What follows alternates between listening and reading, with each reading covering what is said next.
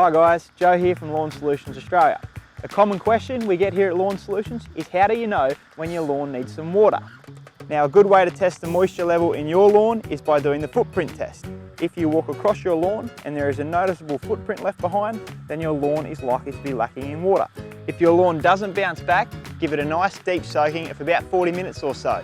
Remembering longer, less frequent waterings will make your lawn more drought tolerant in the long run. Now when looking to water your lawn, it's important to keep in mind the time of day, because you don't want to lose too much water to evaporation. The best times to water your lawn are early in the morning or in the afternoon evening to avoid the heat of the day. If you're in a hot humid area, it's probably best to avoid that late afternoon, early evening water as it increases your chances of disease, so best to stick to the mornings. Thanks for tuning in to Lawn Solutions Australia. We hope to see you next time.